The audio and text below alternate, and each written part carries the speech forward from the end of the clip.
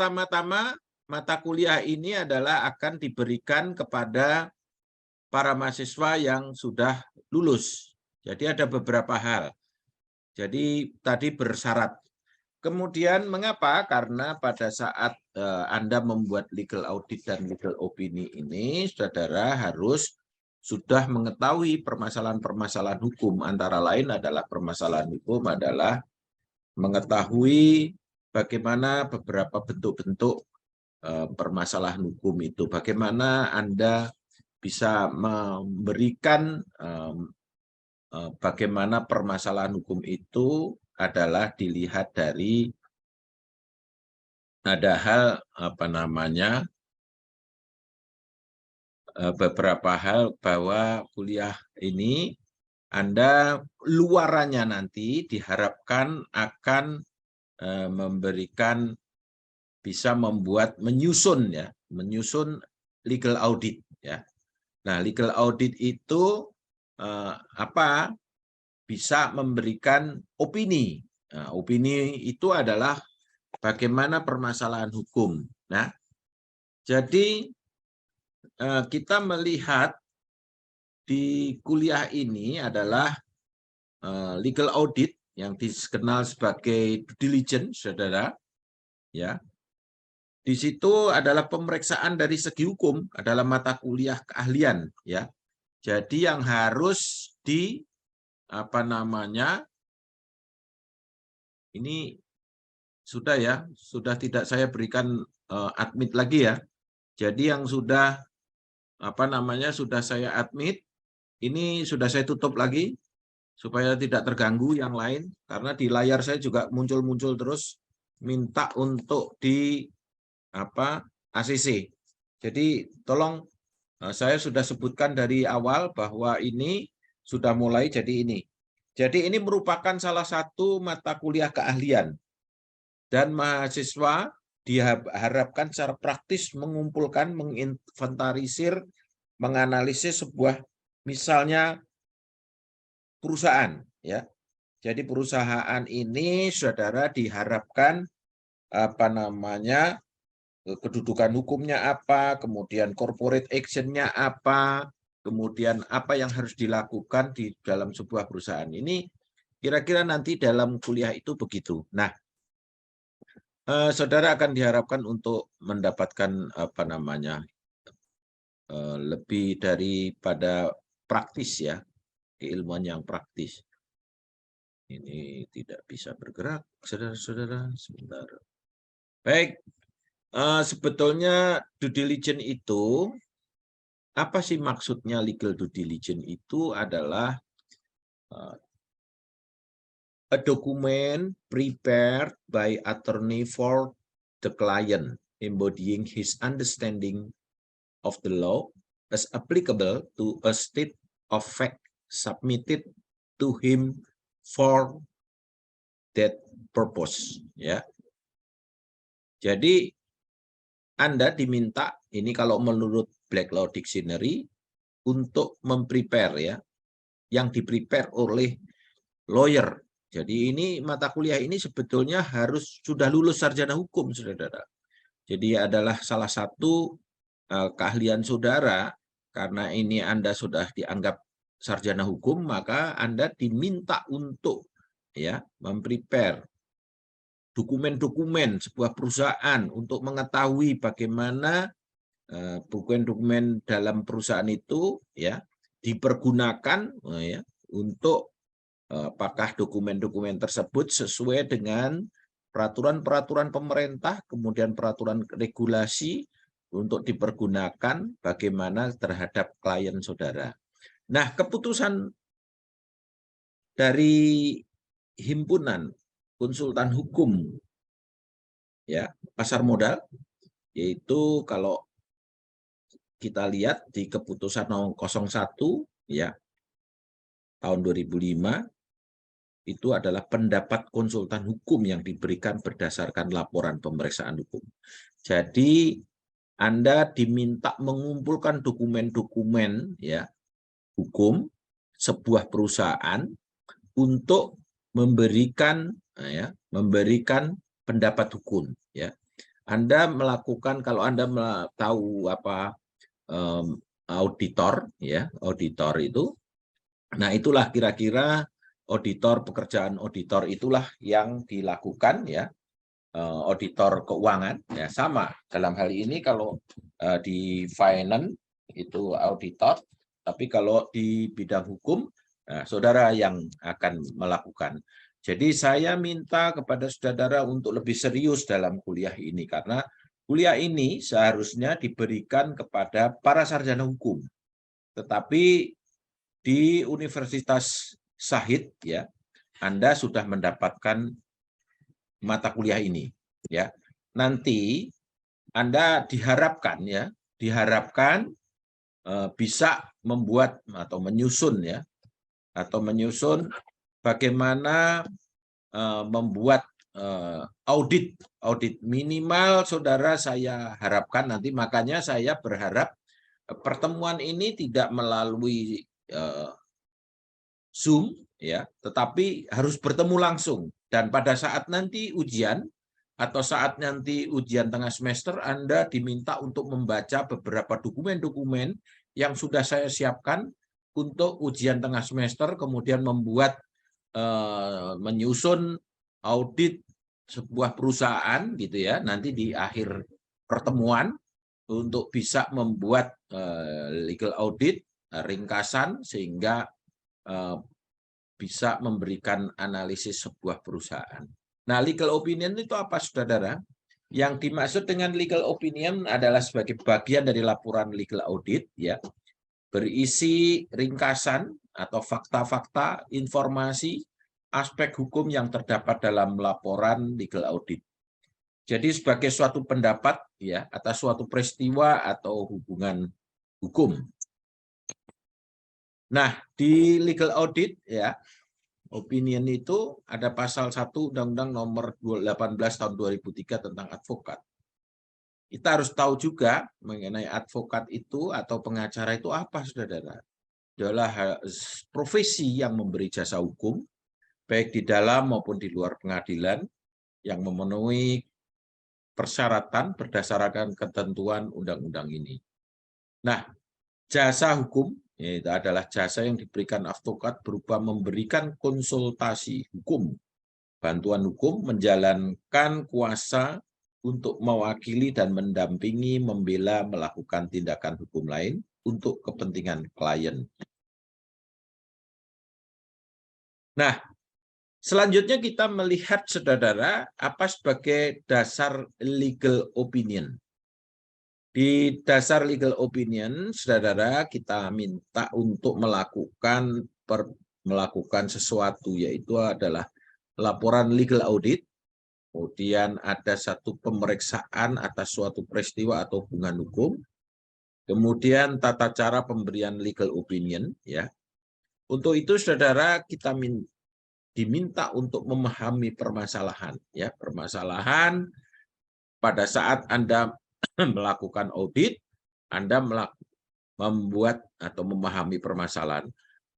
Untuk memahami permasalahan ini, saudara harus banyak membaca buku, banyak membaca referensi, banyak membaca buku-buku dan juga putusan-putusan pengadilan yang sehubungan dengan, misalnya, saudara melakukan audit sebuah perusahaan, ya, melakukan suatu pemeriksaan hukum sebuah perusahaan, maka saudara diharuskan banyak membaca apa itu perusahaan. Kemudian misalnya perusahaan tersebut tentang ini, ya, saudara sebelumnya harus sudah melihat kalau pada saat yang lalu beberapa kantor pengacara atau law firm itu mempunyai apa namanya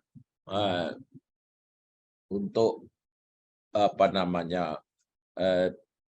pembantu di dalam hal ini untuk memahami permasalahan. Biasanya ada junior lawyer, ya, junior lawyer yang melihat beberapa permasalahan itu dilihat dari bahan-bahan pustaka, kemudian faktanya, kemudian melihat clipping-clipping, ya, dari beberapa tulisan-tulisan ahli, kemudian juga melihat dari putusan pengadilan misalnya. Itu merupakan bahan sebelum saudara-saudara melakukan opinion. Yang kedua, memahami pemberian legal opinion ini. Nah, pada saat Anda melakukan auditor atau audit, melakukan penyelesaian hukum, Anda juga harus melihat ini sebetulnya pemberian legal opinion itu apa kemudian ya. Nah, berikutnya yang berikutnya adalah memahami hukum yang berlaku. Ada juga beberapa advokat atau pengacara yang tidak memahami hukum yang berlaku. Maka tadi saya katakan, saudara harus memahami hukum yang berlaku. Hukum yang berlaku ini juga perkembangan hukum, saudara. Nah, ini saya siapkan beberapa materi. Materi itu ada juga materi ini perkembangan saat ini mungkin saudara bisa lihat. Saya siapkan dari cyber lawyer. Saya sudah menulis pengacara ke depan itu ya harus menguasai permasalahan hukum ke depan. Nah, untuk itu karena ada permasalahan-permasalahan hukum ke depan, tantangannya adalah digital, kemudian ada beberapa dokumen-dokumen yang berhubungan dengan transaksi melalui atau bisnis dengan berbasis kepada aplikasi, sehingga saudara harus menguasai ya beberapa permasalahan hukum dengan perkembangan hukum saat ini, karena banyak perusahaan berbasis pada aplikasi, kemudian digitalisasi, maka saudara harus wajib hukumnya, wajib Anda menguasai beberapa permasalahan-permasalahan itu ya. Permasalahan-permasalahan itu dengan Anda bisa membaca salah satunya buku referensi saya, Cyber Lawyer. Anda menjadikan bagian Anda harus wajib untuk menguasai itu ya, saudara ya. Nah, berikutnya hukum yang berlaku. Kalau memang ada hukum yang berlaku, berarti ada permasalahan apa? Ada permasalahan perkembangan hukum saat ini ya. Untuk itu saudara harus menguasai permasalahan dan hukum yang berlaku. Ada perkembangan mengenai transaksi melalui digital, pembayaran melalui digital, pembayaran melalui kemudian dokumen-dokumen hukum yang digital. Bagaimana hukumnya di Indonesia? Apakah transaksi melalui digital bisa? Apakah sah hukumnya? Kemudian bagaimana jika perjanjian itu semuanya berbahasa Inggris? Apakah sah pada saat bersengketa? Tidak, Anda harus menguasai itu. Transaksi tetap harus berbahasa Indonesia dan berbahasa Inggris. Jadi ada terjemahannya ya, saudara ya. Ini Anda harus menguasai. Selanjutnya, hal-hal yang perlu diungkapkan ya, yang harus diteliti adalah apa yang harus diteliti pada materi itu. Misalnya ada dokumen-dokumen. Nah, ini yang dokumen-dokumen itu apa sebetulnya dokumen-dokumen sebuah perusahaan itu ya. Dokumen sebuah perusahaan itu, coba dokumen perusahaan saya akan tanyakan. Yang ada mukanya siapa nih? Rodautul Khalifah. Anda tahu dokumen perusahaan itu apa kira-kira?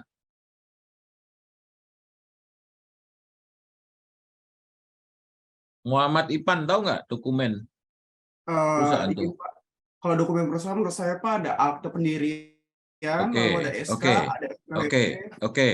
Satu Ya, Pak. saja. Ada siapa nih lanjutnya?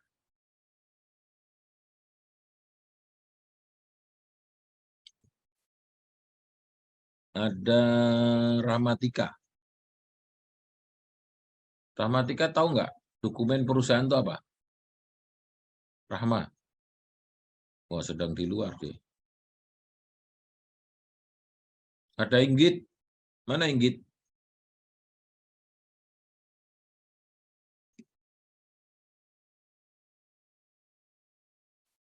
Inggit, tahu nggak?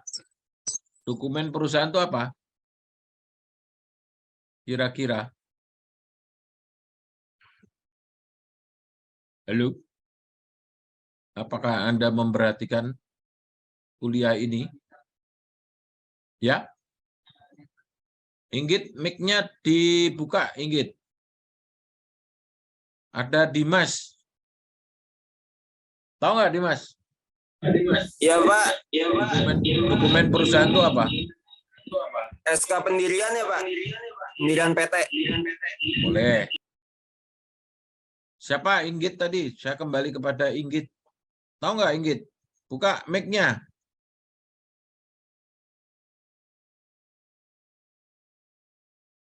Rodatul, tahu nggak? Halo? Rodatul mana?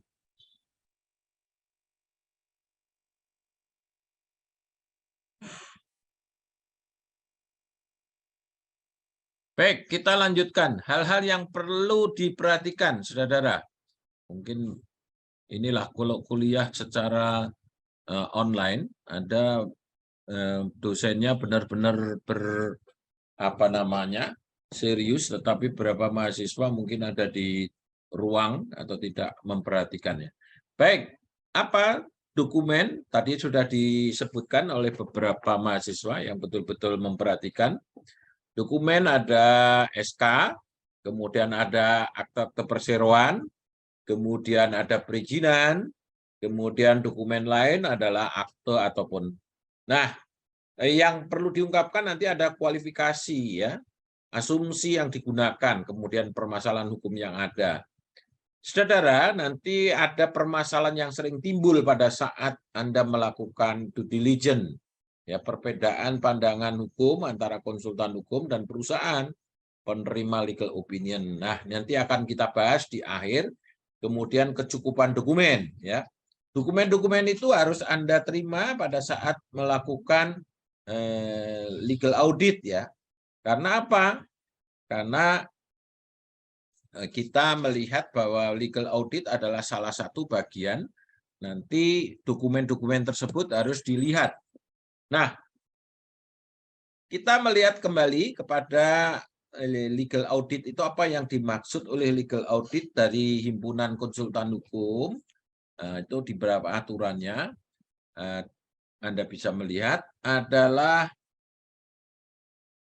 proses pekerjaan konsultan hukum dalam memberikan pendapat hukum, yaitu mengenai emiten tertentu. Saudara, kenapa harus Himpunan Konsultan Hukum Pasar Modal? Karena berkembangnya due diligence itu pada awalnya adalah semenjak tahun kurang lebih tahun 90 ya.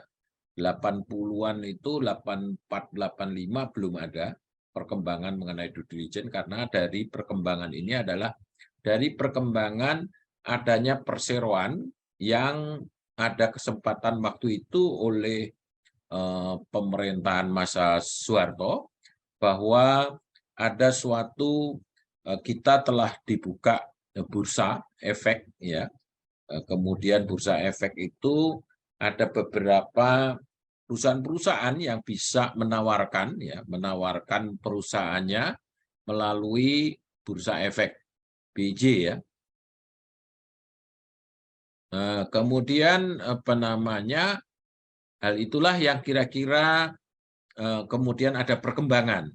Perkembangan itu sebetulnya dari Amerika, makanya tadi kalau Anda melihat ada Black Law Dictionary.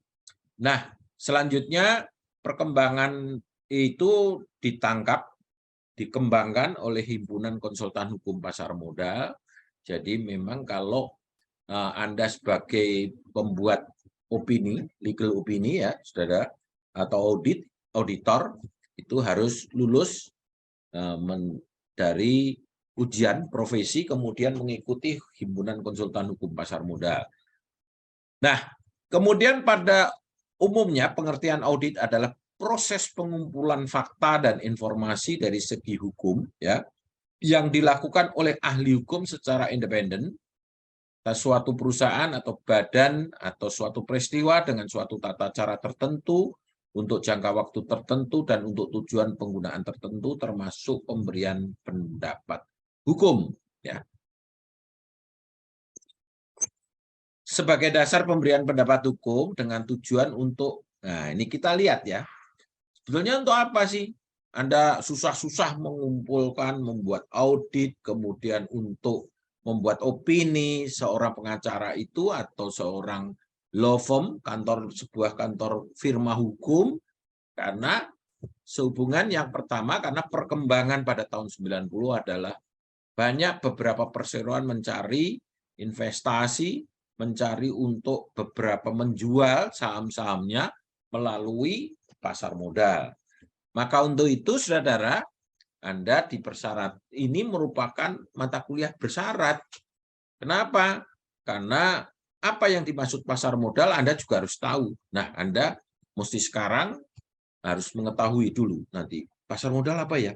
Pasar modal adalah sebuah lembaga, bagaimana sebuah lembaga atau perusahaan itu yang mengatur mengenai sebuah perusahaan yang dikuasai atau sekarang oleh OJK untuk melakukan penjualan pasar modal. Di mana Bapak PAM atau di Bursa Efek Jakarta. Ya, Bapak sudah ada, itu adalah di Bursa Efek Jakarta. Anda bisa beberapa waktu yang lalu, beberapa lulusan dari Ushahid atau sebelum lulus, pada saat saya memberikan hukum perseroan, mereka wajib kita pergi bersama-sama untuk melihat ke Bursa Efek Jakarta, sehingga Anda mengetahui bagaimana sebuah lembaga menjual beberapa saham perseroan, ya. Bagaimana untuk itu kita kembali pada pemberian pendapat hukum dengan tujuan antara lain, saudara, yang berhubungan dengan pasar modal. Jadi perusahaan-perusahaan yang akan melakukan menjual sahamnya itu harus dilakukan due diligence dulu, karena dengan due diligence itu hasil auditnya, due diligence itu keluarannya adalah audit, kemudian itulah yang akan pendapat hukum, itulah sebelum orang belanja membeli saham sebuah perusahaan entity itu akan melihat pendapat hukumnya, bagaimana PT-nya sudah disahkan atau belum, beberapa mempunyai aset berapa, kemudian di mana saja, kemudian asetnya bentuknya apa, apakah ada kredit, ada pinjaman dari bank, kemudian prospek, itu dari sisi hukumnya. Ada juga dari sisi finance, kemudian ada juga dari sisi komersialnya, ya. Dari sisi komersialnya, bagaimana sebuah perusahaan itu menjual saham. Kemudian ada satu merger dan akuisisi, saudara. Sebelum perusahaan itu melakukan merger, pergabungan, kemudian pengambil alihan. Nah, ini kan pengertian-pengertian hukum perseroan. Apa yang dimaksud dengan merger, kemudian mengakuisisi adalah mengambil alih, merger adalah penggabungan, itu harus masing-masing atau para pihak yang akan bergabung merger, kemudian mengambil alih, itu salah satunya akan melakukan due diligence. Ya, kalau orang pacaran itu akan melihat, ini perusahaan ini apa ini? Sebuah apa? Kemudian bagaimana potensialnya? Kemudian ada permasalahan apa? Kalau tidak ada masalah ya langsung mungkin bisa bergabung atau mengambil alih. Tetapi kalau ada permasalahan hukum, ya apa permasalahan hukum sehingga si perusahaan yang mengakuisisi akan mengetahui permasalahannya. Oh, akan terjadi begini. Kemudian akan dilihat, dianalisis, apakah bisa ditentukan, apakah bisa diselesaikan, ataukah ini akan mengganggu perusahaan nantinya pada saatnya. Ya. Yang ketiga ada fundraising. Ya. Fundraising adalah mencari pendanaan, ya, dengan saham-saham perseroan yang ada, kemudian dengan sebuah perusahaan yang mempunyai produk atau mempunyai apa yang akan dilakukan, mencari pemodal, ya. Orang pemodal itu melihat pada saat akan investasi, ya, akan melihat apakah perusahaan tersebut bisa seseorang diinvestasi, berbahaya atau tidak, apakah ada suatu pertentangan hukum dengan hukum yang berlaku di sebuah perusahaan, itu bahkan melihat fundraising-nya, karena pendapat hukum itu berpengaruh. Kemudian ada restrukturisasi utang. Apa saudara? Sebuah perusahaan kadangkala pada saat melakukan kredit ada permasalahan pembayaran, kemudian minta ada suatu restrukturisasi utang. Restrukturisasi utang adalah bagaimana penjadwalan ulang ya, untuk pembayaran kreditnya. Nah, ini untuk penjadwalan ulang itu si tukang yang akan merestrukturisasi, yang memberikan restrukturisasi utang, penjadwalan utang harus melihat perusahaan ini sebetulnya visible atau tidak, atau masih liable atau tidak, ya. Itu makanya diperlukan sebuah law firm pendapat hukum untuk melakukan audit, gitu ya. Itu kira-kira. Apa yang harus dilakukan di audit, saudara? Itu salah satunya adalah pemeriksaan dokumen, kemudian ada pemeriksaan fisik, ya. Di samping dokumen-dokumen tadi yang disebutkan oleh teman-teman saudara, ada akte perseroan, ada perizinan, kemudian banyak ya dokumen-dokumen perizinan, akte perseroannya biasanya aktenya karena perusahaan sudah mau going public atau sudah mau berjodoh, biasanya aktenya tidak ada satu, ada perubahan, ada perubahan pemegang saham, ada perubahan pemegang susunan direksi dan komisaris, dan pemegang saham itu biasanya berulang-ulang berganti-ganti. Kalau memang sebuah perusahaan itu merupakan sebuah perusahaan yang sudah berkembang, ya. Kemudian juga ada dokumen-dokumen kepemilikan. Kemudian dokumen kepemilikan apa, saudara? Ada properti, gedung, ada tanah, kalau perkebunan ada HGU, ya, HPL, hak pengelolaan. Nah, saudara perlu melakukan cek fisik. Cek fisik tidak hanya dokumen, tetapi juga melakukan di instansi, ya. Di instansi, kemudian cek fisik. Kalau memang tanahnya HGU-nya ada di Papua atau di Kalimantan, ya Anda harus melakukan pemeriksaan fisik di Kalimantan atau di mana di daerah. Bisa nggak dilakukan melalui misalnya, ya sekarang ada Google Map, Anda bisa melihat dari situ. Tidak bisa, karena ada berbeda pemeriksaan fisik dengan melakukan pemeriksaan hanya melakukan map. Map bisa diterapkan hanya untuk melihat luas, batas-batas, bisa melalui map Google misalnya, salah satunya. Tetapi pemeriksaan fisik tetap harus dilakukan.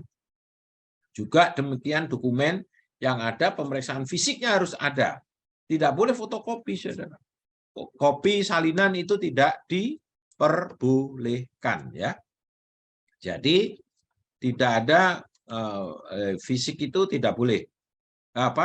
Pemeriksaan administrasi tidak boleh.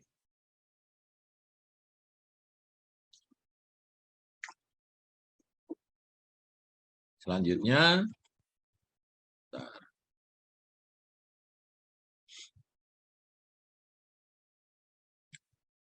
objek pemeriksaan. Itu salah satunya tadi ya, karena ada akte perseroan, makanya akte perseroan itu, pendirian itu adalah aspek anggaran dasarnya, ya. Aspek anggaran dasar perseroan biasanya apa sih, saudara, yang Anda lihat di aspek permodalannya, ya. Aspek anggaran dasar itu biasanya perseroan tersebut bergerak dalam bidang apa, ya. Bergerak aspek anggaran dasar. Kemudian perseroan itu kita melihat, perseroan itu Anda jangan lupa ya, bahwa 3 komponen, ada direksi, komisaris, kemudian rapat umum luar biasa, pemegang saham. Itu adalah komponen di dalam sebuah perseroan. Nah, itu Anda harus melihat di dalam akte tersebut, ya. satu persatu Anda perdalami, kemudian Anda melihat. Karena hampir di dalam Undang-Undang Perseroan sama, tapi beberapa hal khususnya untuk perusahaan-perusahaan joint venture atau perusahaan-perusahaan besar yang sudah ada akuisisi, kemudian merger, itu akan berbeda. Tetapi tidak melakukan pelanggaran hukum, tidak di dalam Undang-Undang Perseroan, tetapi akan berbeda. Ya. Kemudian di dalam yang kedua, Anda di dalam melakukan pemeriksaan adalah aspek permodalan dan saham. Itu ada riwayat permodalan. Biasanya Anda perseroan itu, akte perseroan, sudah berjalan begitu panjang, permodalannya coba Anda cek, berganti atau tidak, menjadi besar, kecil, kemudian riwayat pemegang saham juga Anda harus buat ya, secara kronologinya, kemudian riwayat jenis sahamnya. Itu kalau pada saat itu. Kemudian daftar pemegang saham, itu biasanya akan berubah-ubah, daftar pemegang saham tersebut, karena beberapa perusahaan-perusahaan yang sudah berkembang, berlama, kemudian yang berikutnya adalah bukti penyetoran modal. Pak, ini sebuah perusahaan ini masih perseroannya, pemilikannya masih pemilik lama. Nah, untuk itu pemilik yang lama, itu biasanya Anda harus menyiapkan nanti lembar-lembar untuk penyetoran saham. Walaupun pro forma, lembar penyetoran modal saham itu dibuat oleh siapa, saudara? Direksi dan komisaris, ya, yang sesuai akta tersebut, ya. Karena penyetoran modal itu pada saat Anda mendirikan perseroan, kan Anda sekarang diminta bukti store, ya. Tidak hanya performa, tetapi juga itulah bentuk buktinya. Kalau memang store di bank, kemudian atas nama karena PT-nya belum mendapatkan pengesahan Kemenkumham, sehingga atas nama siapa dulu dikumpulkan, nanti dikembalikan kepada ke atas nama perseroan. Andai kata itu belum, maka saudara jangan lupa, sudah juga dicatatkan di pembukuan bahwa penyetoran itu masih pro forma atau masih formalitas tertentu untuk mendapatkan pengesahan, tapi masih terhutang, ya. Nah, itulah saudara-saudara perlu Anda dalami juga aspek pengendali perusahaan. Maksudnya siapa, kalau perusahaan merger, akuisisi, Anda bisa melihat saham yang paling banyak itu yang mengendalikan perusahaan. Aspek direksi, komisaris, pengurus. Kalau memang itu perusahaan-perusahaan biasa, mungkin direksi komisaris akan tidak ada masalah. Tetapi kalau sudah joint venture, kemudian mereka adalah suatu perusahaan-perusahaan yang merger atau perusahaan-perusahaan joint venture atau perusahaan kerjasama, itu akan aspek direksi dan komisaris itu sangat menjadi penentu pada saat melakukan misalnya rapat umum pemegang saham atau melakukan corporate action, ya. Corporate action adalah sebuah perusahaan bagaimana akan melakukan tujuan-tujuan perusahaan, baik itu komersil ataupun merupakan yang perusahaan melakukan yang berbagai policy tertentu sebuah perusahaan yang ditentukan oleh direksi dan seharusnya mendapat persetujuan dari komisaris. Aspek perizinan, ya, nah, itu adalah perizinan banyak, ya. Anda harus lakukan aspek perizinan ini. Aspek perizinan dan persetujuan. Perizinan misalnya di dalam perseroan tersebut, tujuan perusahaannya apa sebetulnya? Perusahaan tambang. Tapi pada saat Anda lakukan due diligence, Anda audit, ternyata izinnya tambang kok nggak ada. Ternyata malah izin yang dikeluarkan adalah izin misalnya perdagangan umum, trader. Nggak bisa itu, saudara. Karena dia melakukan suatu, misalnya punya hak, memulai HGU atau hak pengelolaan mengenai tambang, bagaimana dia bisa melakukan perusahaan tambang padahal izin dari misalnya ESDM tidak ada, izin operasional. Nah, ini sesuatu yang aneh. Itu makanya itu temuan saudara misalnya. Kemudian aspek perpajakan, ada pengusaha kena pajak, NPWP, kemudian beberapa aspek-aspek perpajakan yang lain. Aspek harta kekayaan, itu saudara bisa melihat apa harta kekayaan, tadi ada biaya, ada aset, ada properti, ada gedung, tanah, itu dikuasai atau dimiliki, Anda boleh sinkronize dari pada saat melakukan due diligence dengan Anda bisa melihat laporan keuangan misalnya. Lapor keuangan dari accounting sebuah perusahaan. Itu ada kantor akuntan publik yang terakhir Anda bisa melihat di situ. Kemudian aspek asuransi. Jika itu perusahaan-perusahaan besar, maka asuransinya akan banyak, saudara. Baik itu asuransi kecelakaan, asuransi untuk gedung, kebakaran, kemudian asuransi ketenaga kerjaan, ya. Kemudian aspek ketenaga kerjaan, izin-izin, ya, ada jika itu perusahaan, misalnya perusahaan tambang, mendatangkan orang asing, itu harus melihat memenuhi. Kemudian harus ada kontrak.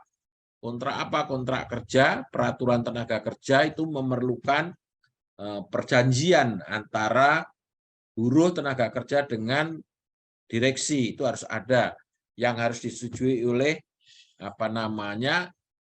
kantor ketenaga kerjaan mengenai kesepakatan antar mereka, mengatur jam kerja, mengatur cuti, ya, mengatur mengenai THR, itu juga harus ada. Anda harus periksa. Ini perusahaannya besar tetapi tidak ada peraturan ketenaga kerjaan, tidak memenuhi persyaratan. Anda juga harus lulus dulu. Ini makanya kuliah due diligence, legal audit, legal law ini adalah kuliah prasyarat. Aspek penyertaan pada perusahaan lain itu maksudnya perseroan tersebut juga pemegang saham, ya, kepada perusahaan lain. Misalnya perusahaan kalau Anda lihat sekarang adalah Gojek. Gojek juga sekarang memegang saham di Tokopedia. Jadi dia ikut Gojek, Gopet, itu merupakan pemegang saham pengendali. Nah, mengapa bisa begitu? Itulah kira-kira. Kemudian yang Anda kumpulkan tidak hanya itu, tapi juga aspek perjanjian. Anda juga mengumpulkan dokumen-dokumen yang akta-akta perjanjian.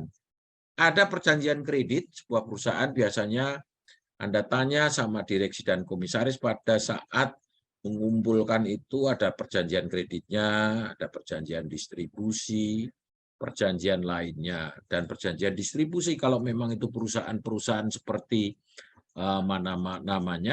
sebuah perusahaan, misalnya perusahaan bidang makanan, maka dia mempunyai distribusi, perjanjian distribusi dengan perjanjian dengan beberapa toko-toko untuk bisa melakukan perjanjian bagaimana dia sebagai distributor, kemudian bagaimana hak-hak kewajibannya, Anda harus cek itu semuanya. Kemudian yang berikutnya, yang terakhir adalah perkara. Apakah Anda cek perusahaan tersebut ada suatu perkara di sebuah kantor berkedudukan tetap di pengadilan di mana itu, ya. Nah, ya, dalam legal audit itu Anda tadi sudah saya lihat penguasaan atas hukum berlaku, memahami betul-betul tentang tujuannya, memahami tentang apa yang dimaksud tujuan legal audit itu. Legal audit tadi Anda bisa melihat di atas adalah untuk apa? Untuk melakukan menjual saham, kemudian akuisisi misalnya, kerjasama, kemudian untuk fundraising, kemudian untuk kepentingan lainnya, ya. Kemudian memahami tentang usaha perusahaan terperiksa. Pada saat Anda melakukan pemeriksaan itu, Anda harus melihat perusahaan ini bergerak bidang apa, ya. Anda boleh melakukan googling dulu sebelum Anda melakukan audit itu. Googling dulu nih perusahaan. Katanya perusahaan tambang, kenapa dia jualan minuman, air? Anda harus cek nanti. pada saat melakukan audit Anda mesti cek. Boleh Anda lakukan googling, ya. Googling dulu sebelum melakukan audit. Karena beberapa dokumen-dokumen yang ada tersebar saat ini, dokumen-dokumen itu bisa Anda lihat dari digital, jejak digitalnya ya. Anda bisa melihat, loh ini perusahaan ini dulunya ini bergerak bidang distributor, bidang jualan alat listrik. Ternyata sekarang bergerak bidang ini. Anda bisa cek semua. Kemudian Anda ini juga cek perusahaan ini ada kasus enggak? Nah, lihat beritanya. PT Anu pernah berperkara, ternyata keluar semua. Nah, Anda boleh itu merupakan bagian yang tidak terpisahkan pada saat melakukan audit, nanti di bagian perkara, gitu ya. Kalau dokumen Anda lihat di dokumen-dokumen dulu. Kemudian sistematika laporan audit. Nah, akan ada beberapa hal jika permasalahan karena Anda tidak menguasai hukum yang berlaku. Ini juga permasalahan. Anda nggak ngerti hukumnya, hukum perseroan Anda nggak ngerti, atau belum lulus, yaitu asuransi juga belum ambil, agraria juga tidak ambil. Bagaimana Anda bisa melakukan audit? Ya kan? Pada saat Anda melakukan audit, Anda belum lulus, bagaimana? Makanya saya bilang ini mata kuliah bersyarat. Aspek penganggaran dasar. Misalnya yang Anda lakukan audit adalah perseroan yang belum mendapatkan persetujuan Menkes. Tidak dalam bentuk notarial, misalnya di bawah tangan. Aspek permodalan, bukti store modal tidak ada, bukti pengalihan saham tidak ada. Itu kemudian aspek perizinan dan persetujuan Anda juga cek. Tadi Anda sudah lakukan cek di jejak digital. Perizinannya dulu toko listrik ternyata kok sekarang bergerak bidang lain misalnya. Apakah ada berbeda? Kemudian yang berikutnya aspek harta kekayaan, ketidaklengkapan dokumen. Kemudian perbedaan catatan dengan akuntan misalnya. Loh, katanya sudah disetor, ternyata belum. Catatan akuntan tidak ada, ini tidak sinkron. Anda bisa melakukan catatan nantinya. Tidak kurang kooperatif dari petugas yang ditunjuk. Nanti ini bisa dilakukan. Format laporan, ya, ada pernyataan konsultan hukum, melakukan legal audit, ternyata tidak ada benturan, kemudian ini boleh nanti. Terakhir. Nah, saudara, ini yang perlu penting saudara lihat adalah fungsi laporan legal audit dalam penyiapan kontrak. Ya, saudara, ada memastikan keabsahan penandatanganan kontrak-kontrak tersebut, kemudian persetujuan yang diperlukan, persetujuan organ dari komisaris, pemegang saham, dan persetujuan badan pemerintah, persetujuan dari kreditur. Kemudian yang paling penting dalam menyusun itu penuhi sebelum closing perjanjian, condition precedent, itu harus dipenuhi beberapa hal. Entah saudara nanti akan pada di teknisnya akan kita lihat ya. Ada representation and warranty, itu menyusun pernyataan dan jaminan diberikan. Penandatangan perjanjian, ya. Kadang-kadang beberapa yang Anda lakukan audit itu sah atau tidaknya, kemudian Anda ragu-ragu, Anda buat aja pernyataan jaminan bahwa ini adalah sah. Kemudian ditandatanganinya sah, karena kadang-kadang suatu ketika pada saat Anda melakukan audit tidak ketemu aslinya, gitu kan. Nah, direksi dan komisaris harus memberikan jaminan bahwa pada saat Anda melakukan melakukan pemeriksaan tidak ada aslinya atau tidak ditemukan, termasuk dari penandatanganan perjanjian, kemudian persetujuan atau izin, susunan direksi, modal, kemudian keadaan aset, kewajiban perusahaan, perjanjian penting, kemudian status pernyataan saham dan perkara litigasi. Boleh dari A sampai I, saudara siapkan pernyataan representation and warranty. Karena apa? Anda pada saat melakukan pemeriksaan mempunyai batasan waktu tertentu, mempunyai kontrak waktu tertentu, sehingga mencari dokumen-dokumen dari A sampai I kadangkala ada yang terselip, ada yang tidak ada, kemudian ada kopinya saja, sehingga perlu menyusun pernyataan jaminan representation yang diberikan yang berhubungan dengan itu, yang ditandatangani oleh komisaris dan direksi perusahaan yang Anda lakukan pemeriksaan, ya. Nah, hal yang penting yang lakukan adalah pada saat Anda melakukan pemeriksaan, ada penghubung antara konsultan dan manajemen perusahaan. Ada koordinasi internal, itu ARD, kemudian bagian berhubungan dengan lingkungan. Yang paling penting lagi adalah dengan finance, utang piutang, aset perusahaan, penyetoran modal. Mengapa hal ini penting, saudara? Karena beberapa perusahaan pada saat Anda lakukan pemeriksaan itu biasanya tidak mau memberikan dokumen-dokumen yang penting sehubungan dengan perusahaan itu sendiri. Karena apa? Dianggap Anda itu orang luar, melakukan audit dan membuka-buka semua dokumen yang sifatnya sangat-sangat rahasia. Untuk itu Anda perlu ada suatu pendekatan tertentu, sehingga pada saat Anda melakukan pemeriksaan bisa mendapatkan suatu jalan, ya, kemudahan, kelancaran, karena hal-hal yang penting yang berhubungan dengan karyawan itu sangat sensitif. Apalagi perusahaan yang berhubungan dengan lingkungan, saudara. Itu juga mereka akan menutup rapat sebuah perusahaan melakukan pelanggaran hukum, pelanggaran lingkungan. Kemudian sehubungan dengan finance juga begitu. Ya. Perusahaan tidak akan membeberkan berapa dia mempunyai utang. Apakah utang itu terhenti atau utang itu call 5 atau call 5, call 1, call 2 atau call 5, call 1, call 2 itu dalam pengertian oleh BI itu sudah tidak membayar hutang. Call 1, call 2, kemudian itu tidak akan menyerahkan dokumen itu kepada saudara. Kemudian aset perusahaan juga demikian. Mereka akan menutup rapat aset perusahaan. Anda bisa lihat dari laporan keuangan akuntan publik. Anda boleh rekonsiliasi. Demikian juga penyetoran modal. Hal-hal yang sensitif banyak dilakukan oleh para pemeriksa. Kemudian menyiapkan, memastikan dokumen, informasi yang diperlukan. Nah, selanjutnya setelah membuat audit, Anda siapkan isi materi cara penyampaian, draft laporan, dan Anda yang paling penting adalah melindungi kerahasiaan perusahaan. Ya, karena bekerja sama dengan bagian lain, perusahaan menyiapkan kronologi suatu permasalahan. Anda harus siapkan semuanya karena untuk audit adalah sebuah hal yang sangat sensitif.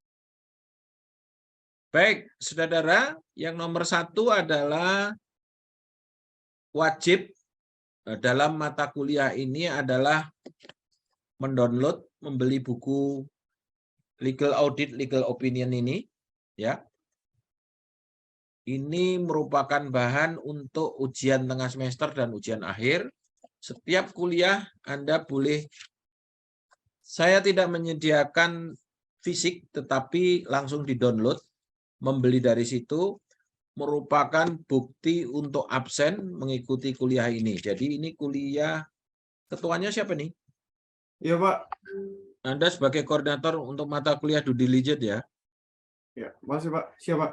Ada berapa mahasiswa, Van? Saya belum lihat data secara langsung, Pak. Nanti akan saya sampaikan. Lihat di WA Group, nanti Anda bisa absenkan yang sudah membeli bukunya dengan bukti pembelian ya. Karena itu merupakan bagian yang tidak terpisahkan. Jadi itu ya, Muhammad Ivan ya, saya minta tolong Anda mengumpulkan teman-temannya untuk bisa mendownload, membeli melalui Playbook, Google Playbook ya. Saudara bisa buktikan, nanti Ivan yang akan koordinir siapa yang belum, siapa yang sudah. Yang belum membeli atau tidak bisa, tolong bisa menghubungi yang sudah. Gampang kok itu semuanya bisa. Itu kan generasi saudara-saudara. Demikian kuliah pada siang hari ini. Terima kasih atas perhatiannya.